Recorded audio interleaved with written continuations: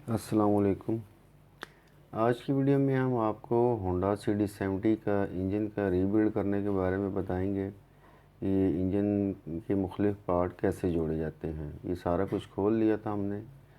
ये अभी engine rebuild करने लगे हैं। इसके सारे पार्ट्स हमने धो के पेट्रोल से खुश करके रख लिए हैं ताकि टाइम को बचाया जा सके। पल्लों को भी साफ़ कर लिया है, जैन वगैरह उतार लिए हैं ताकि क्योंकि ये गैर ज़रूरी चीज़ें हैं इतनी, तो इसको टाइम बचाया जा सके। ये बेरिंग है, ये नए डाले हैं और कनेक्टिंग रॉड नया डाला है। होंडा 70 यूरो 2 में जो कनेक्टिंग रॉड होता है ये प्राइडर का और होंडा 70 यूरो 2 का सेम होता है। जो डाउन मॉडल है होंडा 70 के उसका कनेक्टिंग रॉड अलग होता है, ये जहन में रखिएगा। और पिस्टन भी इनका फ़र्क होता है, अप मॉडल का और है, डाउन मॉडल का और है। यहाँ से हम पहले ऑयल डाल के इफ़ा कंफर्म कर लेंगे क्या ये जो पैसेज है जहाँ से लुब्रिकेशन होती है कनेक्टिंग रॉड वगैरह की, क्या ये ठीक है भी या ब्लॉकेज वगैरह तो नहीं है। हालांकि रॉड तो नया डलवाया था लेकिन कंफर्मेशन के लिए। और एक जो प्री लुब्रिकेशन होती है रॉड की कि बाइक स्टार्ट है लेकिन ऑयल आने से पहले पंप की तरफ से एक दफ़ा थोड़ा सा ऑलरेडी लुब्रिकेट हो सके। तो ये देखें इसमें से ऑयल नज़र आ रहा है, ऑयल पहुंच गया है, इसका मतलब है कि ये हमारा मामला क्लियर है। उसके बाद बेरिंग्स को भी थोड़ा थोड़ा हम ऑयल लगा लेंगे ताकि ये खुश्क ना चले स्टार्टिंग में। तो उसके बाद ये जो आपका जो है इंजन का पल्ला, वहाँ पे भी जहाँ पे बेरिंग की आउटर सरफेस है यहाँ पे भी, और इंजन के पल्ले जहाँ पे बेरिंग ने बैठना है आउटर रेस ने, यहाँ पर भी आप इसको ऑयल लगा लेंगे। उसमें ये होता है कि फिर ये बहुत आसानी से बैठ जाता है, इसको थोड़ी वगैरह लगाने की ज़रूरत ही नहीं होती। टू स्ट्रोक वगैरह जहाँ लोग मार के बिठाते हैं, ये बड़े प्यार से आराम से इसमें बैठ जाता है, जैसे अभी ये क्रैंक बैठ चुकी है। अच्छा, उसके बाद हमने इसमें जो ट्रांसमिशन है जिसको हम गियर गुच्छा वगैरह कहते हैं वो फिट करना है। ये बेरिंग है, इसमें सबसे पहले ऑयल लगा लेंगे हम, उसके बाद फिट करेंगे। अच्छा, ये देखें इसका गियर गुच्छा है, ये ओके था बिल्कुल, इसमें कोई ऐसा मसला नहीं था। ये कैसे असम्बल किया जाता है इसकी ऑलरेडी वीडियो मैं अपलोड कर चुका हूँ, तो फिर यहाँ पे वो चीज़ ऐड करना ज़रूरी नहीं था। अच्छा, जब फिट करते हैं तो अक्सर वाशरें फिर गिर जाती हैं, तो यहाँ पर अगर आप थोड़ी सी ग्रीस लगा लेंगे ऊपर वाली और नीचे वाली वाशर में तो फिर थोड़ी सी आसानी रह जाती है। ये एक छोटे सा एक टिप है कह लें। वैसे आप पकड़ के बिठाते हो कि वाशर गिर जाती है तो फिर गुच्छा ऊपर करो फिर वाशर लगाओ तो थोड़ी सी परेशानी का सामना करना पड़ता है। तो ये इससे चिपक जाएगी वाशर के साथ तो आसानी रहेगी। ये इसका गियर ड्रम शिफ्टर है। ये जहन में रखें कि दोनों फिंगरें सेम साइज़ होती है, इसमें कोई छोटा बड़ा नहीं होता। अगर फिंगरें घिसी हुई होंगी तो आपको चेंज करनी पड़ेंगी। ये होंडा 70 का जो गियर ड्रम शिफ्टर होता है इसका मैकेनिज़्म यहाँ से थोड़ा सा मुख्तलिफ होता है चाइना 70 की निस्बत। ये आप देख रहे हैं तो ये यहाँ पर जो इसका बोल्ट होता है टाइट करने वाला, ये वो था। ये यहाँ पे पतरी होती है न्यूट्रल स्विच के लिए, ताकि जब न्यूट्रल का लाइट ऑन होती है इस पतरी से ये थोड़ी सी ऊपर उभरी होनी चाहिए तब वो स्विच के साथ टकराती है। चाइना 70 में आप ये देखें, ये जो रेड एरो से मार्क किया हुआ है ये इस तरह होती है, लेकिन दोनों एक दूसरे का यूज़ हो सकते हैं। अच्छा, अब कह लें कि ये अगर पतरी टूट जाए तो फिर दूसरी लगाई जा सकती है, लेकिन उस सूरत में जब वो गियर ड्राइव शिफ्टर दूसरा होगा आपके पास, तब वो आगे इंशाल्लाह चल के आपको बताता हूँ कैसे फिट करते हैं दूसरा चाइना वाला और होंडा 70 वाला। अच्छा, अब हमने इन दोनों को मिलाना है। जो ये वाली है ये काउंटर शाफ्ट है, यहाँ पे छोटी गरारी लगती है और यहाँ पे आपका क्लच बॉक्स लगता है, ये मेन शाफ्ट होती है क्लच बॉक्स वाली। अब ये देखें आपने फिट कैसे करना है, एक फिंगर एक गरारी, दूसरी फिंगर दूसरी गरारी पे।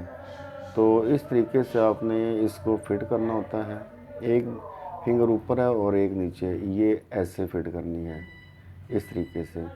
अब थोड़ा सा अगर आप गौर करें, ये देखें ये गरारी थोड़ी नीचे है और वो ऊपर है, तो जो फिंगर नीचे है वो नीचे वाली में, ऊपर वाली ऊपर में, इसमें कोई साइंस नहीं है, ये उल्टी लग भी नहीं सकती। ये लग गया।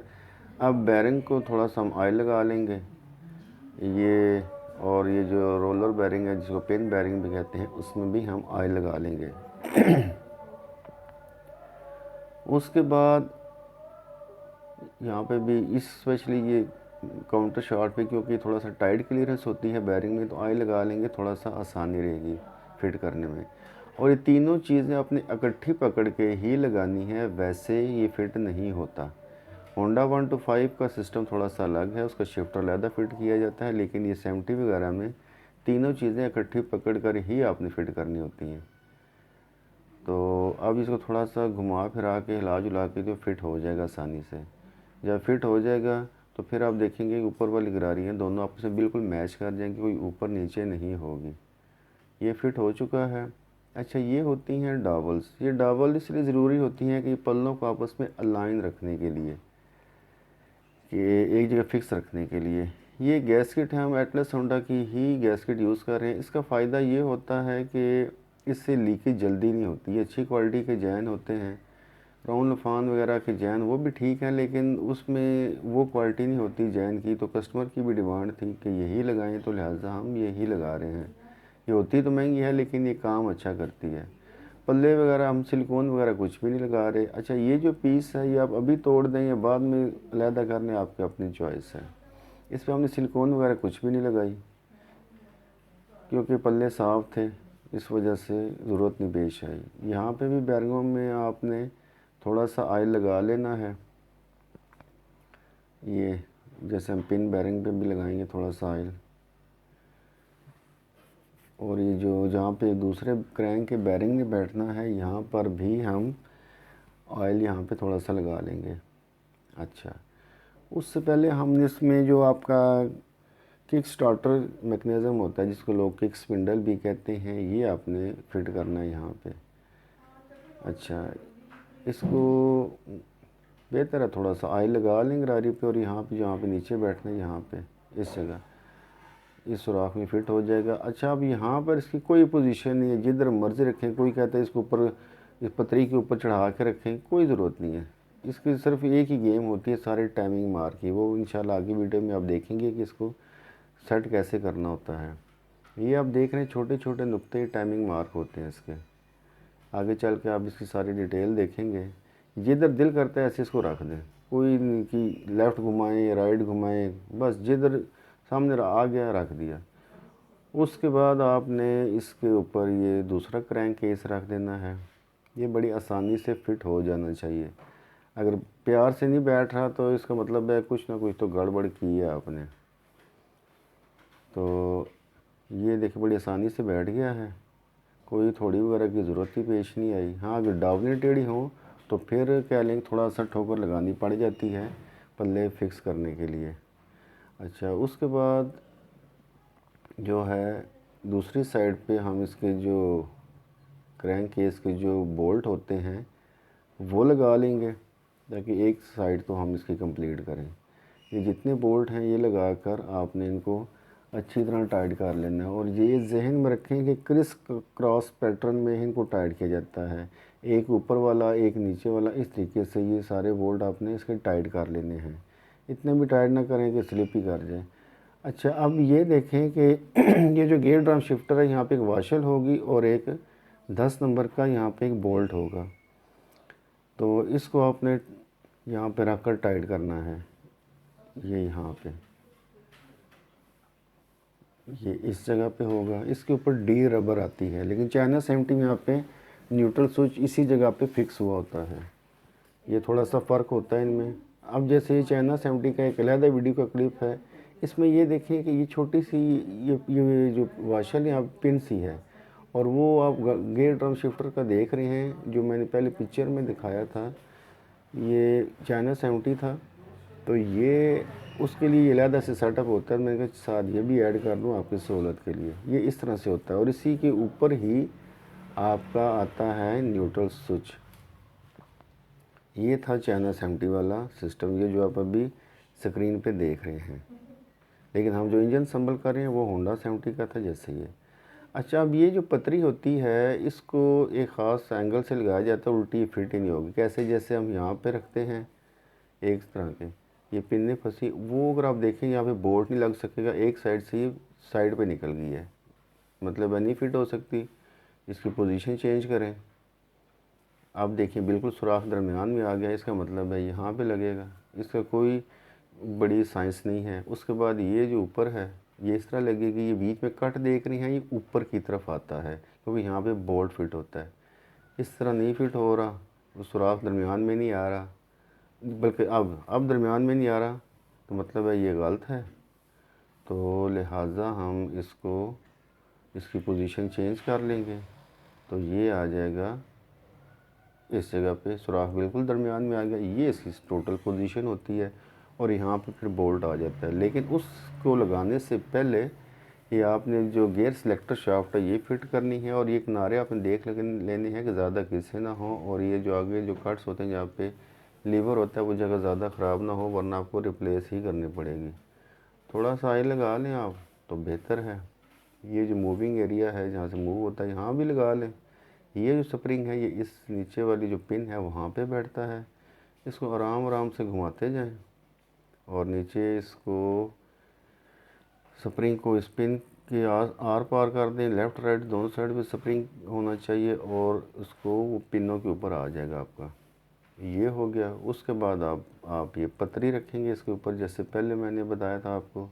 ये फिर ये अच्छा, उसके बाद फिर आपने ये 10 नंबर का बोल्ट है ये आपने यहाँ पे टाइट करना है। ये थोड़ा सा अच्छे तरीके से टाइट करना है। अक्सर इस तरह होता है कि ये लूज़ हो जाता है, लूज़ होने की वजह से फिर ये गियर ना निकलते हैं ना गियर लगते हैं, ये प्रॉब्लम भी अक्सर आती है। ये थोड़ा सा टाइट होना है। उसके बाद ये हम आ जाएंगे जी गियर स्टॉपर पतरी। ये जो होंडा 70 है इसका ये आगे से ये जो गोल पीस देखने छोटा होता है, ये अपने देख लेने से बहुत ज़्यादा प्ले ना हो ऊपर नीचे और साइडों पे, ये चीज़ इसमें ज़रूरी होती है। ये इसका स्प्रिंग है, इसको इस तरीके से रख के, ये ख़ास किस्म का इसका बोल्ट होता है 10 नंबर का। ये यहाँ पे रखा आपने, इसको यहाँ से आपने पकड़ के ये जो ऊपर पतरी लगी है यहाँ पे लाना है आपने। बेसिकली इसका काम ही होता है जब हम गियर शिफ्ट करते हैं, निकालते हैं या लगाते हैं, तो गियर ड्रम शिफ्टर ने कितना मूव करना है ये इसी से ही सारा कंट्रोल होता है। ये इसको आपने भी अच्छी तरह टाइट करना है। ये भी 10 नंबर का यहाँ पे बोल्ट होता है।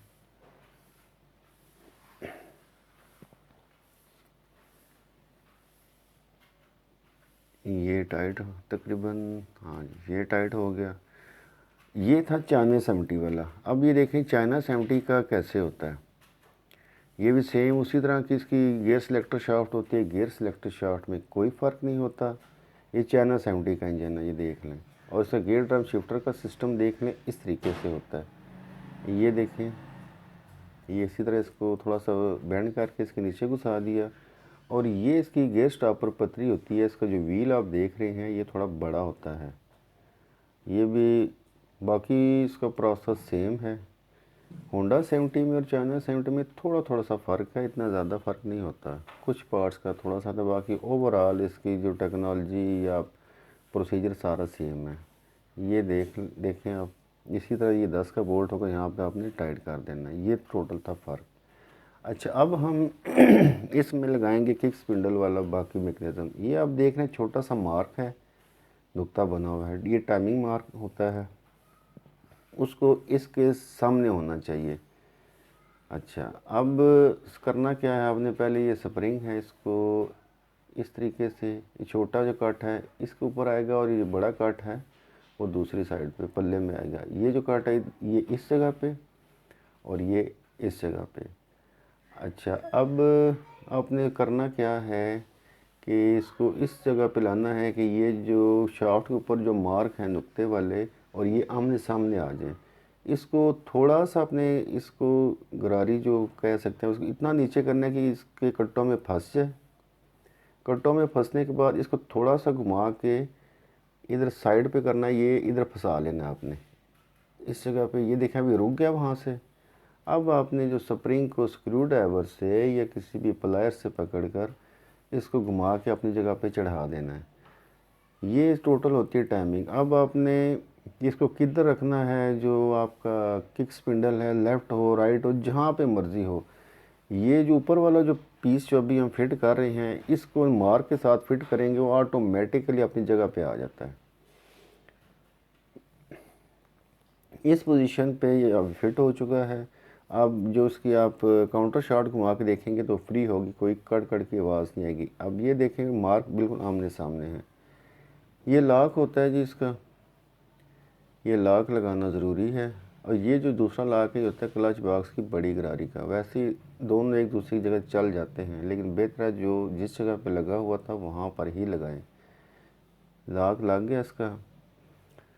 उसके बाद हम ये जो बड़ी गरारी है इसकी क्लच बॉक्स की वो लगाएंगे, और उसके बाद हमने लॉक लगाना है। लॉक अगर ज़्यादा खुल चुके हों तो नोज़ प्लास से इसको थोड़ा सा प्रेस करके टाइट कर लें, ताकि वो बाइक जब चल रहा हो तो खुलने का कोई ख़तरा ना हो। ये ऑयल पंप है जिसका, ये हम पुराना ही लगा रहे हैं, ये ठीक था। चेक करने का तरीका ये होता है, किसी एक साइड पर आप ऑयल डालें, उसके बाद स्क्रू ड्राइवर की मदद से आपने इसको घुमाना है। एक साइड से घुमाएंगे, देखें दूसरी साइड पर निकल आया, उल्टा घुमाया तो वापस पहली साइड पे निकल आए। ये होता है टोटल चेक करने का तरीका। ये देख रहे हैं आप, इसका मतलब है ये ठीक है। इसको लगाने के लिए एक पेपर की तरह एक गैस्केट होती है, वो लगाई जाती है, और एक ख़ास किस्म की डावल होती है। पहले ये लगानी है आपने इस तरह, ये डावल ज़रूरी होती है यहाँ पे। वो जो शाफ्ट होती है ऑयल पंप को चलाने के लिए गरारी के साथ लगी होती है, उसको एक जगह पे अलाइन रखने के लिए होती है बेसिकली। अब जैन हमने यहाँ पे लगा लिया। उसके बाद इस ऑयल पंप को हम यहाँ पे रखेंगे इस जगह, और इसके 3 बोल्ट होते हैं वो फिट करने हैं। 2 बड़े होते हैं, वो 2 सॉरी छोटे होते हैं, एक बड़ा बोल्ट। ये बड़ा बोल्ट जो आएगा थोड़ा जो ऊपर करके लगा है वहाँ पे छोटे साइडों पे, और इसको भी आपने टाइट कर लेना है। कुछ बाइकों में होता है वो फिलिप्स स्क्रू लगे होते हैं, और किसी जगह पे ये वाले होते हैं जो 8 की टी से टाइट होते हैं। तो खैर आपने इनको अच्छे तरीके से टाइट कर लेना है, क्योंकि ये दोबारा कभी लूज़ हो जाए तो ऑयल पंप काम नहीं करेगा सही, सारा ऑयल वहाँ से लीकेज होगी तो फिर ये काम सारा छोड़ देगा अपना। तो इसलिए इसको प्रॉपर टाइट करना है आपने। ये टाइट हो गया। अच्छा, उसके बाद फिर आ जाता है एक बुश होता है, वो आपने पहले आप क्रैंक शाफ्ट के ऊपर यहाँ पे रख दिया। अच्छा, उसके बाद फिर हम ये जो इसका है क्लच वाला सिस्टम है वो करते हैं, क्लच बॉक्स को संभल करते हैं। ये क्लच कटोरा होता है, देसी ज़बान में कहते हैं। ये आपने देखना है कि अंदर की तरफ यहाँ पे गहरे कट ना हो। एक हल्का सा निशान है, लेकिन उम्मीद है ये अच्छा हमारा काम कर जाएगा। अगर कट गहरे होंगे तो क्लच ड्रैगिंग होगी। क्लच ड्रैगिंग का मतलब ये है कि क्लच दबाया भी होगा लेकिन बाइक चलने की कोशिश करेगा। इसमें हम FCC की क्लच प्लेटें और एटलस होंडा की जेन्युइन प्रेशर प्लेटें वो डाल रहे हैं। तो करना क्या है कि ये 4 स्प्रिंग हैं, ये आपने पहले लगाने हैं।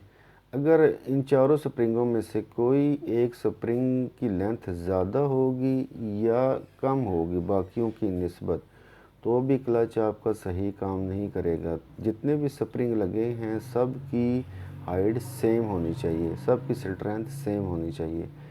ये क्लच ड्रैगिंग होने का ये भी बहुत बड़ा सबब होता है। अच्छा, ये एरिया आपने देख लेना है कि ये ऊपर से और नीचे दोनों सेम होने चाहिए, नीचे वाला पीस घिसा हुआ नहीं होना चाहिए, वरना आपका क्लच में जान नहीं रहेगी। ये इसमें फ्री होनी चाहिए मूवमेंट, इसको अटकना नहीं चाहिए। अगर ये अटकेगा तो क्लच सही से काम नहीं करेगा। ये होता है, इसका एक टूल होता है क्लच प्लेटें वगैरह बिठाने के लिए, आम मिल जाता है मार्केट से। ये रख लिया, उसके बाद इसको हम ऊपर से टाइट करेंगे ताकि प्लेटें वगैरह नीचे तक चली जाएँ और लॉक हमारा आसानी से लग सके इसमें। ये इसको टाइट कर लिया। इतना टाइट करना होता है कि प्लेटें लगने के बाद लॉक हमारा लग सके। वैसे तो बेहतर ये है कि आप डिप करके रखें प्लेटें, क्लच प्लेटों को, लेकिन नहीं डिप की तो यहाँ पर ऑयल लगाना ज़रूरी है ताकि प्लेटें फर्स्ट टाइम ड्राई ना चलें, क्योंकि ऑयल आते आते इनमें टाइम लगता है। ये हमने पहले एक क्लच प्लेट लगा ली, मूवमेंट चेक कर लेनी है, फ्री है, कहीं अटक तो नहीं रही। उसके बाद फिर आपने इसके ऊपर दूसरी साइड पर भी ऑयल लगाना है, यहाँ पर ये हो गया। फिर आ जाएगी आपकी प्रेशर प्लेट। सिंपल सी तरतीब है इसकी, पहले क्लच प्लेट, फिर प्रेशर प्लेट, फिर क्लच प्लेट, फिर प्रेशर प्लेट। अच्छा ये देखिए, इसकी एक सरफेस जो है ये प्लेन है और दूसरी थोड़ी सी कॉर्नर गुलाई में है। जो गुलाई में कॉर्नर होते हैं वो आपके फेस की तरफ होगा। वैसे दूसरी तरफ उल्टा भी करके लगा दें, फ़र्क नहीं पड़ता, लेकिन इस तरीके से ज़्यादा बेहतर होता है कि जो आपकी प्रेशर प्लेट है वो आपके कटोरे में उसके फंसने के चांसेस कम होते हैं। उसकी वजह ये है कि जो गोल साइड होगी वहाँ पे शार्प एज नहीं होगा तो कटोरे के साथ नहीं अटकेगी। ये इंशाल्लाह इसकी क्लच बॉक्स की जो ट्रबल शूटिंग है, इसके जो मुमकिन मसाइल होते हैं उसके लिए एक अलग से वीडियो इंशाल्लाह बनाएंगे, क्योंकि बहुत ही एक डिटेल वाला टॉपिक है क्लच बॉक्स का। तो वो ट्रबल शूटिंग क्या क्या होती हैं वो उसके लिए अलग से काफ़ी बड़ी वीडियो बननी थी, तो इस वजह से वो ट्रबल शूटिंग के जो मामलात हैं उसको इसमें हमने डिस्कस नहीं किया। ये सिंपल जो है इसकी आप कह लें कि असम्बली की वीडियो है, ये वो है। ये प्लेटें लगाने के बाद फिर आपने ये जो लॉक होता है ये लगा लेना है इसमें।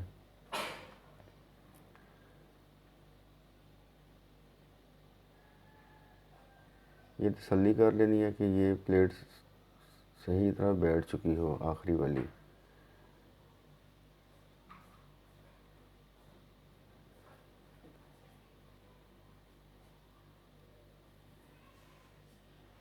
ये लॉक हमारा लग चुका है। उसके बाद आपने बस ये टूल जो है इसको निकाल लेना है इसमें से।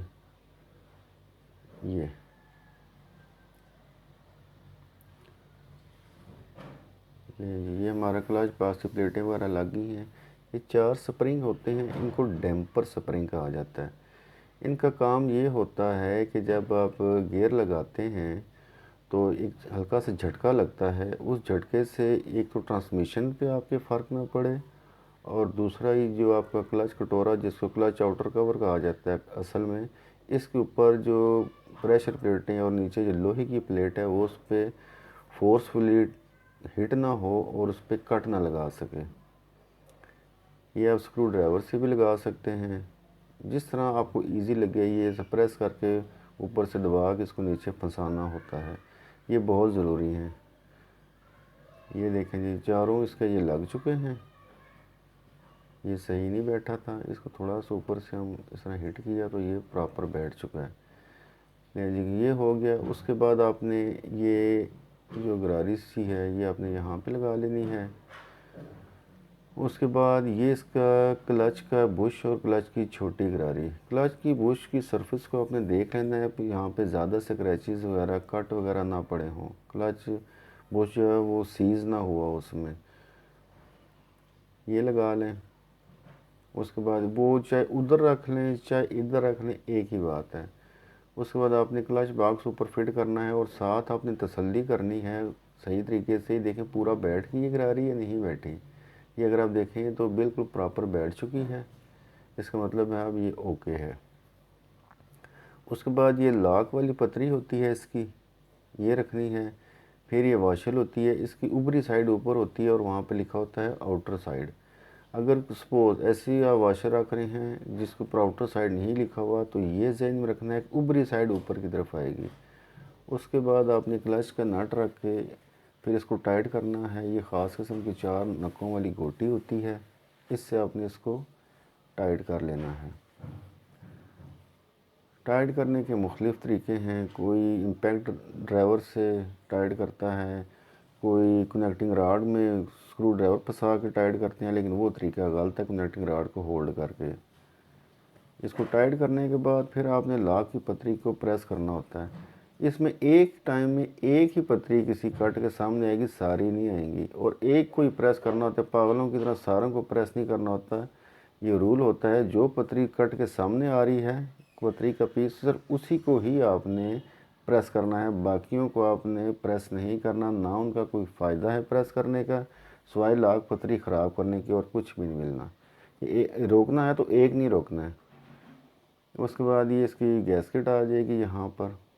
बेसिकली इस गैस्केट का मतलब ये होता है कि सेंट्रीफ्यूगल ऑयल की तरह ये क्लीनिंग की तरह ये काम करता है। तो यहाँ पर ऑयल आता है इसमें से, इस बैरिंग के दरमियान में से, तो ये घूम रहा होता है ये क्लच बॉक्स आपका, तो वहाँ से स्किप ना करे, तो इस वजह से फिर ये जैन लगाया जाता है ताकि ये यहाँ से सरफेस को सील कर ले।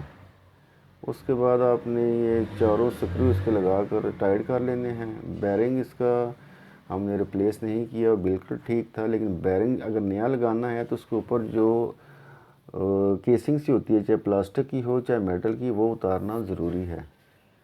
उसके बाद ये इसकी ऑयल स्क्रीन वाली जाली जो होती है, ये ऑयल को फ़िल्टर करने के लिए, डस्ट कचरा वगैरह रोकने के लिए ये ठीक होना ज़रूरी है। फटी हुई हो या ब्लॉक हो तो वो रिप्लेस करना बहुत ज़रूरी है। उसके बाद ये साइड तकरीबन ऑलमोस्ट हमारी कंप्लीट हो चुकी है। हम इस पे ये इसका ऊपर वाला जैन है ये रखेंगे। एक डावल लगी थी, तो बेहतर यही है कि डावलें एक साइड पे दोनों रख के फिर फिट करें, तो वो जैन ख़राब होने का डर नहीं होता। ये दोनों डावलें लग चुकी हैं। इसके ऊपर हमने अब इसका क्लच कवर जो है ये लगाना है। अच्छा, ये इसका क्लच पुशर कह लें या क्लच ऑयल थ्रू कह लें, ये देखिए कट चुका है। वीर एंड टियर हो जाता है वक्त के साथ साथ। ये इसको रिप्लेस कर लेना ही बेहतर है। इसी पोजीशन में काम तो करेगा, लेकिन बेहतर है इसको रिप्लेस कर लिया जाए, क्योंकि वो खड्डा पड़ गया है तो उस पर फिर क्या होता है कि क्लच पुशर काफ़ी अंदर जाता है, तो फिर सील से बाहर निकलने का डर होता है और वो लीकेज का मसला होता है। ये यहाँ से देखें, ये ऑयल पम्प का यहाँ से एक तो जा रहा है आपके हेड की तरफ इस सुराख से, और दूसरा जो इसका पैसेज है यहाँ से ऑयल निकल कर इधर जाता है। ये लाइन आप देख रहे हैं यहाँ पर आकर, और ये जो आपका क्लच थ्रू होता है इसके यहाँ सुराख सेंटर होके इस सुराख में से निकल कर क्लच बॉक्स में जाता है, वहाँ से सीधी क्रैंक के साथ अटैच होता है, क्रैंक शाफ्ट में आके फिर कनेक्टिंग रॉड को। ये इसका टोटल होता है ऑयल की सप्लाई। इधर आएगा आगे, फिर कनेक्टिंग रॉड को ये चला जाएगा। डावलिंग वगैरह चेक कर लेनी है, हर चीज़ तसल्ली करके, हाँ जी कोई चीज़ रह तो नहीं गई। उसके बाद आपने इसके ऊपर ये जो क्लच कवर है या क्लच टापा कह लें वो फिट करना है। किक को कई दफ़ा नहीं बैठता, तो किक को थोड़ा सा आपने दूसरी साइड पर पुश करना है, तो फिर आसानी से आपका बैठ जाएगा। ये हमारा क्लच कवर पूरा बैठ चुका है, तो बस पीछे आपने इसके क्या करना है, जितने इसके बोल्ट हैं वो लगा के आपने इसको टाइट कर लेने हैं। जैसे ये पिस्टन डाल रहे हैं हम जी इसमें, एटलस होंडा का ये पिस्टन है, जेन्युइन पिस्टन है। और एक चीज़ जहन में रखें कि ये होंडा 70 यूरो 2 का डाउन मॉडल का पिस्टन और है और अप मॉडल का और। ये हम इसमें सिलेंडर न्यू लगा रहे हैं, ये है इसका था मित्सुबिशी का। थोड़ी सा ऑयल लगा लें इस पे पिन पर, और एक साइड का लॉक आपने पहले लगा लेना है। अगर पिन लगा के आप लॉक लगाएंगे, पहले पिन फंसा के, तो लॉक आसानी से फंस जाता है। तो इस वजह से पहले पिन लगाई थी ताकि ये लॉक आसानी से लग सके। फिर आपने इसकी रिंगें फिट करनी है। ये देखिए ऊपर इन है और ये नीचे एग्जॉस्ट वाली साइड है। इसके बारे में ऑलरेडी वीडियो मैं अपलोड कर चुका हूँ कि रिंग एंड गैप आपने किस जगह पे रखना होता है। ये कोई हार्ड एंड फास्ट रूल नहीं होता कि जो इधर ही होगा, इस रिंग का गैप इधर ही आना है। बस कुछ एहतियातें करनी होती हैं कि किसी दो रिंगों का गैप कोशिश करें आमने सामने ना आए। और स्पेशली जो ऑयल रिंगें हैं, जो ये जो जैसे ये आप फिट कर रहे हैं, ये ऑयल रिंग जो है ये वाली बारीक वाली, इनके कट जो हैं वो आपके पिन के सामने ना आए उस एरिया में, कि वहाँ पे उसका डायामीटर कम होता है पिस्टन का, तो वहाँ ऑयल का स्प्लैश नीचे से ज़्यादा होता है, तो ऑयल चढ़ जाता है ऊपर। ये चारों कोनों पे हमने रिंगें रखनी है जी। जैसे अभी आप देख रहे हैं 180 डिग्री पे। इन 180 डिग्री एक ऑयल रिंग का गैप है तो उसके 180 डिग्री पे दूसरा होगा। इसी तरह कंप्रेशर रिंग एक जहाँ पे आएगी 180 डिग्री पे दूसरी। अच्छा, इसी तरह जो ये काली रिंग होती है ये नीचे वाली सेकंड कंप्रेशर रिंग होती है, लिखाई वाली साइड ऊपर की तरफ होगी। ये रूल होता है इसका। अच्छा जी, ये लग गई जी हमारी रिंग।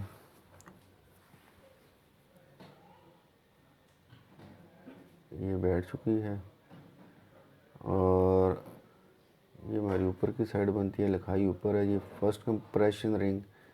अब आपने क्या करना है कि जो जैन का ये जो पीस था, जो पहले हमने नहीं उतारा था, इसको हमने उतार लिया है, लेकिन कुछ बकाया जात इसके अब देख रहे हैं रह गए हैं बाहर। तो यहाँ से ये ऊपर वाला जो गैसकेट है उसको बैठने नहीं देगा, तो वहाँ से लीकेज होगी। तो इसको बड़े प्यार से इसको आपने साफ़ करना है। इस तरह साफ़ नहीं करना कि नीचे से स्क्रैच पड़े, क्योंकि सेंसिटिव सा एरिया होता है, यहाँ पे हीट भी बहुत होती है, तो फिर लीकेज नहीं जाती। तो ये अच्छी तरह साफ़ हो गया। यहाँ से ऊपर भी एक छोटा सा पीस इसका था बकाया, वो भी हमने साफ़ कर दिया। कंपनी की तरफ से रिकमेंडेशन यही होती हैं, चाहे कोई भी इंजन हो, कि इस जगह पर आप सिलिकॉन या कोई भी सर कंपाउंड का इस्तेमाल ना करें। अब ये रिंगों की पोजीशन ये देख रहे हैं आप, सेकंड कंप्रेशर रिंग, ये यहाँ पे ऑयल वाली, इस जगह पे ऑयल वाली आएगी इस तरीके से करके। अच्छा, अब हमने इसमें पिस्टन फिट करना है। पिन को थोड़ा सा बाहर निकाल लेंगे।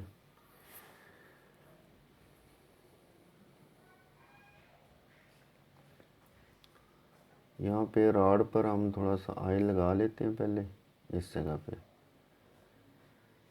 अच्छा, ये मैग्नेट वाली साइड को क्रैंक को घुमाया थोड़ा सा, ये पिन फिट कर दी। अब हम इसके ऊपर गैसकेट लगाएंगे, ये वाली, ये लग गई इस तरह। अच्छा, इसमें ये दो किस्म की डावली होती हैं, बड़ी डावल ऊपर, छोटी डावल नीचे। सिलेंडर के नीचे छोटी डावल आती है और हेड के नीचे बड़ी डावल आती है, ये जहन में रखिएगा। ये हम ऊपर नीचे एक एक डावल होगी, जिस साइड पे टाइमिंग चेन होती है सिर्फ। फिर रबर के छल्ले होते हैं, एक छोटा छल्ला आपका इस जगह पे आएगा, क्योंकि यहाँ से ऑयल हेड से आके वापस जा रहा होता है। ये जो टूल होता है ये होता है कि पिस्टन को होल्ड रखने के लिए। यहाँ पे ये पिस्टन यहाँ पे रुक गया। अब ऊपर से सिलेंडर से आप ज़ोर लगाएंगे तो पिस्टन हिलेगा नहीं, नीचे नहीं जाएगा, पिस्टन रुक जाता है। इसका सिर्फ यही काम होता है। सिलेंडर में फिट करने से पहले आप इस पे ऑयल लगा लेंगे। उसके बाद ये सिलेंडर है, इसमें भी ऑयल लगाना ज़रूरी है, ये, और स्पेशली ये वाला एरिया, क्योंकि यहाँ से रिंग ने इंटर होना है। उसके बाद आप इसमें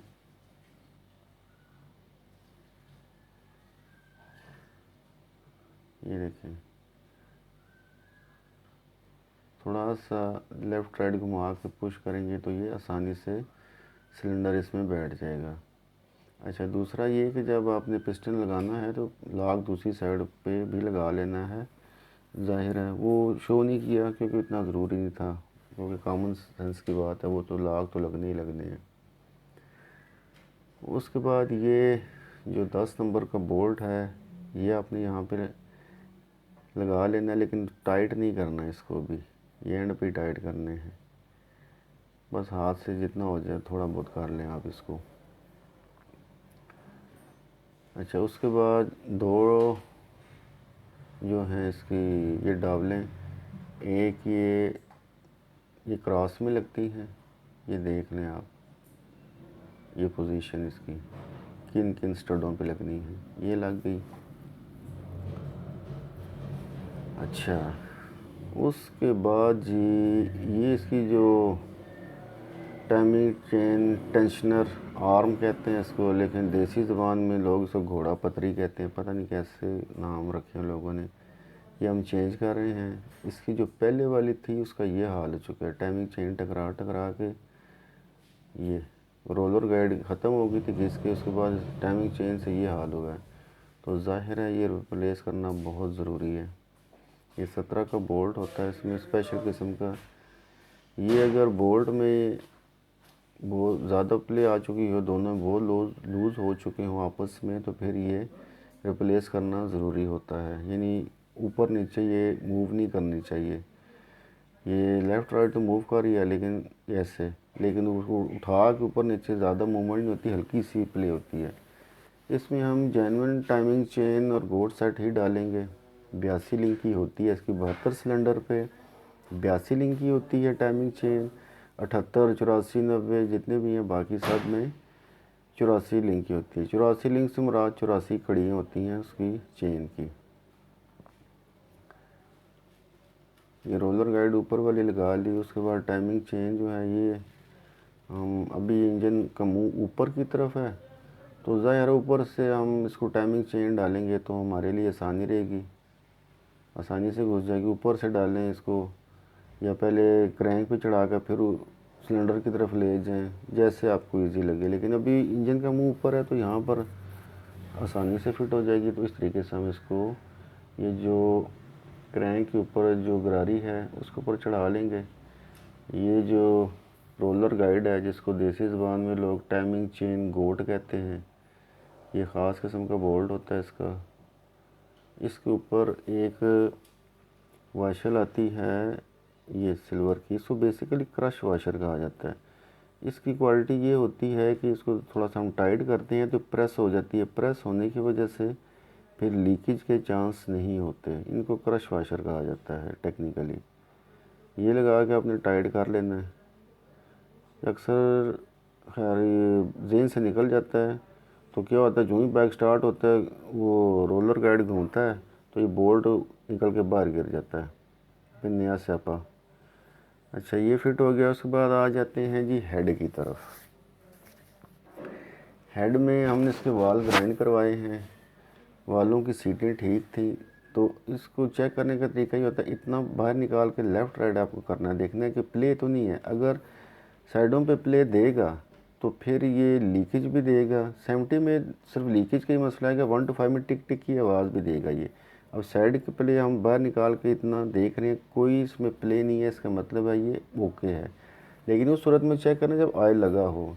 अच्छा ये देखें, ये जो एरिया यहाँ पे आएगी हमारी वाशर, ये हेड के यहाँ पे स्प्रिंगों के नीचे। उसकी वजह ये होती है, इस वाशर का कुछ कहते हैं जी कि प्रेशर बढ़ाने के, प्रेशर वगैरह का काम नहीं होता है। ये नीचे होती है सरफेस इसकी एलुमिनियम की, तो स्प्रिंग मेटल के होते हैं, जगह कट सकती है। तो इस सेफ्टी के लिए नीचे ये वाशर कंपनी ने दी होती है। इसका प्रेशर वगैरह से कोई ताल्लुक़ नहीं होता, सारी कहानियाँ हैं। अब जो बड़ा स्प्रिंग वाशर पे टच हो जाएगा, छोटा स्प्रिंग इस गाइड पे टच होगा। गाइड ऑलरेडी वो मेटल की है, लोहे की है, ये वाला एरिया, तो इसलिए वहाँ पे वाशर नहीं दी गई।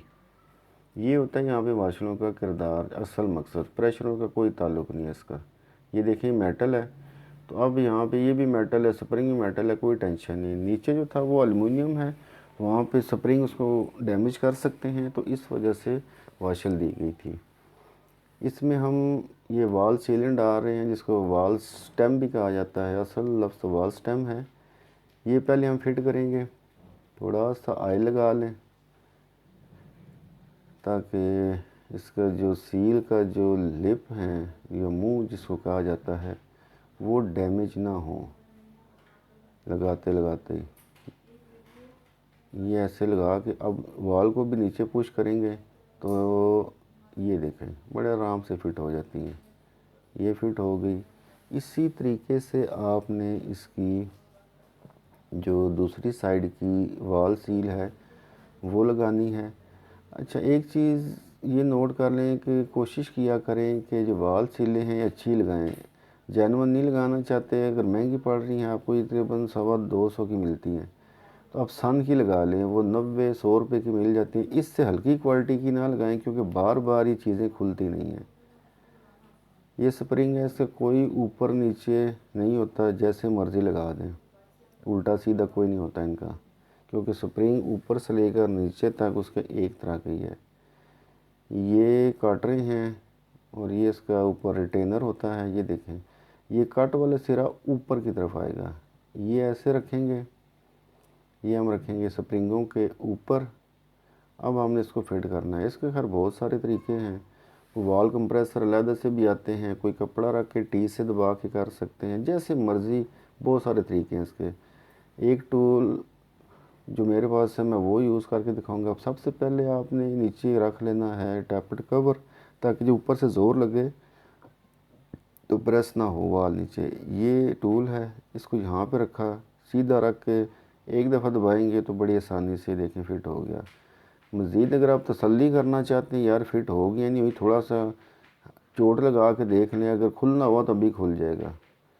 ये बिल्कुल ओके हो गई है। इसी तरीके से आपने दूसरा भी फिट कर लेना है। ये दोनों वाल फिट हो चुके हैं।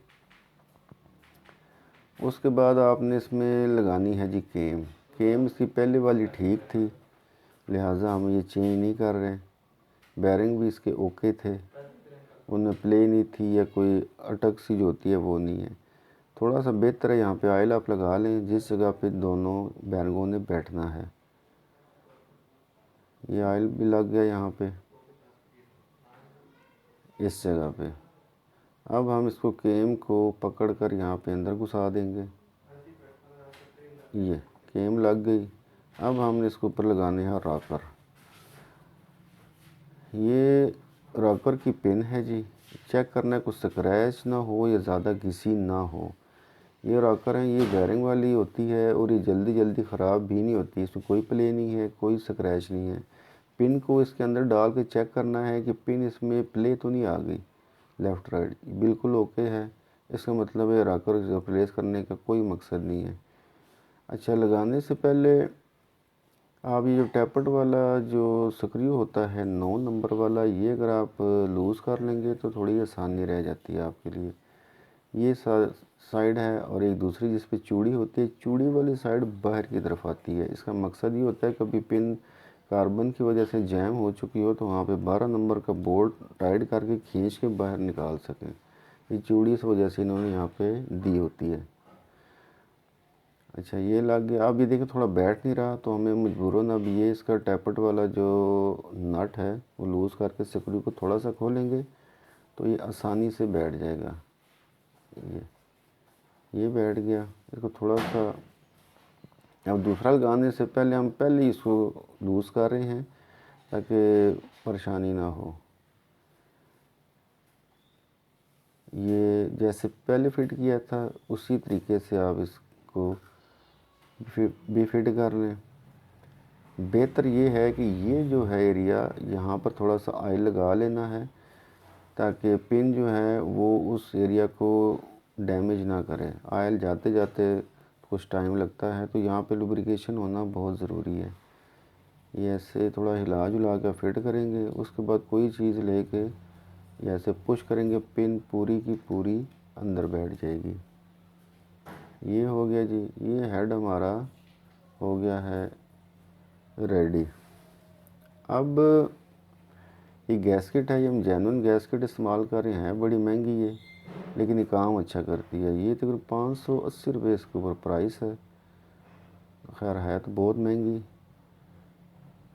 खैर ये हम इसके ऊपर फिट करेंगे। ये ऐसे टाइमिंग चेन निकाल ली बीच में से इस तरीके से।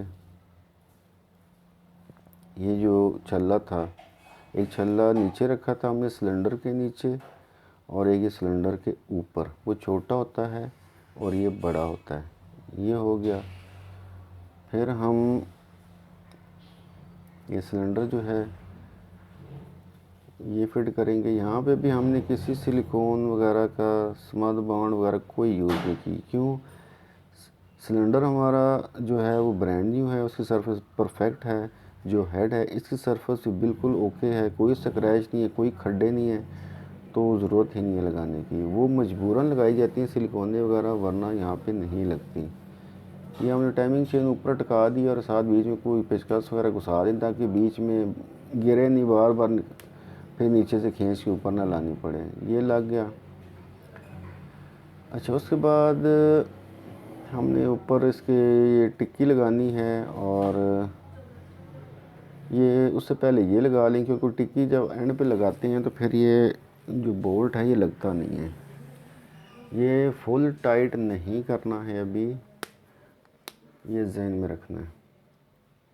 ये लग गया जी स्क्रू, बस हल्का सा ऐसे साथ जुड़ जाए बहुत है, नीचे वाला भी। अच्छा, ये हमने ये लगानी है, इसके एक साइड पर देखें एरो का मार्क होगा, वो मैं भी दिखाता हूँ आपको। ये एरो का मार्क नीचे की तरफ आता है, यानी सिलेंसर की तरफ, यानी एग्जॉस्ट की तरफ। ठीक है जी। उसके बाद इसकी जो गैस्केट होती है, ये इसके एक साइड पे ये कट होता है, वो कट आप देख रहे हैं ये वाला, ये आएगा राइट साइड के लेफ्ट, हाँ राइट साइड के ऊपर की तरफ, और ये एरो का निशान नीचे की तरफ करके ये होगी फिट। उसके बाद इस पे 4 वाशल्स आती हैं, 3 वाशल एक तरह की होती है, चौथी वाशल एक अलहदा से होती है, वो कॉपर की होती है। ये कॉपर की वाशल आएगी राइट साइड के नीचे वाले स्टड पे। उसकी वजह ये होती है, यहाँ से ऑयल आ रहा होता है, इस स्टड के साथ से ही ऑयल आता है ऊपर। कॉपर की वाशल लगाने का फ़ायदा ये होता है इस जगह पे कि जब हम इसको टाइट करते हैं तो ये प्रेस हो जाती है, जिस वजह से छोटे मोटे जो दर्जे वगैरह हों, कोई लीकेज की जगह कोई हो भी, तो उसको बंद कर देती है प्रेस हो के। जो दूसरी 3 वाशलें होती हैं लोहे की बनी, स्टील की, वो प्रेस नहीं होती, तो इस वजह से वहाँ पर कॉपर की ही लगाई जाती है। ये उसके बाद आपने इसके चारों ये नट लगा लेने हैं, और इसको आपने क्रॉस में टाइट करना है। ये नहीं कि गोल दायरे में टाइट करें, या कोई एक टाइट करें, कभी मर्ज़ी से दूसरा टाइट करें, इस तरह नहीं। ये अपनी क्रॉस में ही टाइट करने होते हैं। यही रूल होता है। कई दफ़ा इसी तरह होता है, हर चीज़ ठीक होती है, लेकिन कह लें कि इस वजह से भी कई दफ़ा लीकेज के चांसेस होते हैं। ये क्रॉस में आपने टाइट करने हैं, इतने नहीं करने कि पता चले नीचे से स्टड स्लिप कर दिया पकड़ के आपने। खुद सोचें, 10 का नट है, 10 का नट होगा तो कितनी ताकत वो बर्दाश्त कर सकेगा। अगर बहुत ज़्यादा ज़रूरत होती कंपनी 12 का 14 का लगा देती। फिर हम लगा रहे हैं इसका टेंशनर पंप। ये इसका ख़राब था, तो लिहाजा हम ये लगाएंगे। ये स्प्रिंग इसका, और ये वाल होता है इसका, खैर वन वे। इसको पहले घुसाया अंदर, पीछे से घुसाया ये स्प्रिंग इसका, और ऊपर इसके ये आ जाएगा। ये पीतल की एल्युमिनियम टाइप वाशर होती है, ये क्रश वाशर कहलाते हैं। इसका मकसद ये होता है कि जब टाइट करते हैं तो प्रेस हो जाती है, तो फिर लीकेज नहीं होती यहाँ से। ये थोड़ा सा तंग करता है फिट करते हुए, क्योंकि ऊपर स्प्रिंग होता है, नीचे दबा के रख रहा होता है, तो फिर अलाइन करने में मुश्किल होती है। ये लगा कर आपने इसको भी टाइट कर देना है सही तरीके से। ये देख मूवमेंट ओके है। अच्छा, अब हमने इसकी करनी है टाइमिंग सेट। इसको मैग्नेट ऊपर ऐसे ही अटका लिया हमने, कॉयल प्लेट वगैरह कुछ नहीं लगाई, खाली मैग्नेट लगाया। ये टी के साथ जो लाइन है उस मार्क के सामने होनी चाहिए, और जो आपकी है ये जो गरारी है केम वाली, इसका जो निशान है इस जगह पे होना चाहिए। ये रूल होता है। अच्छा, ये अंदाजे से पहले लगा लेते हैं। उम्मीद है होगी, ठीक ना हुई तो एक स्टेप आगे पीछे करना पड़ा तो वो हम इसको कर लेंगे।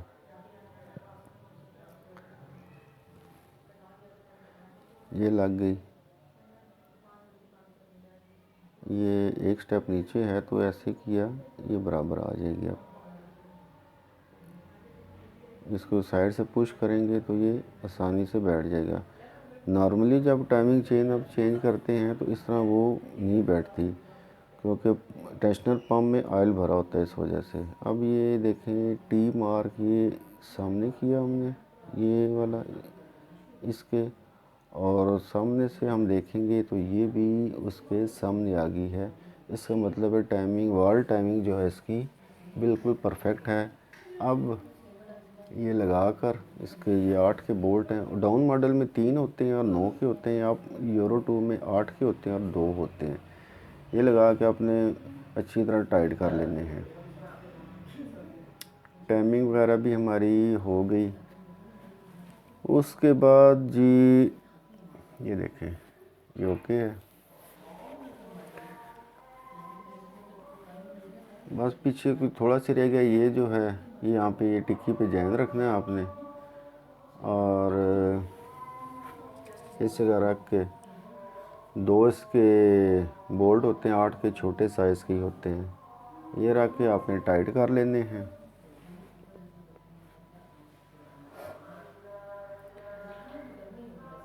ये आपने ये टाइट कर लेने हैं।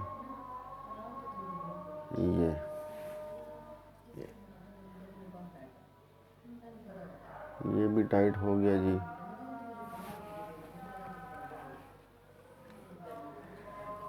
फिर उसके बाद ये बोल्ट होता है लंबा, इसके साथ भी एलुमिनियम की वाशल होती है, वो घुसाया। ये इसके ऊपर ये गोल टिक्की जो होती है इसके ऊपर रखा ये जैन, और यहाँ पे रख लिया। अच्छा, इसमें अप मॉडल में डाउन मॉडल में थोड़ा सी फ़र्क है डिज़ाइन का, बाकी ख़ास कोई नहीं है। ये देखिए कट सा बना है, ये इधर आ जाएगा, इसके पीछे की तरफ आएगा, इधर आ जाएगा। ये फिट हो गया जी। और उसको नट को आपने टाइट कर लेना है। ये इंजन हमारा कंप्लीट हो गया। अब हमने इसको बाइक को फिट कर लिया। इंशाल्लाह मिलेंगे किसी नई वीडियो में, तब तक के लिए अल्लाह हाफिज़।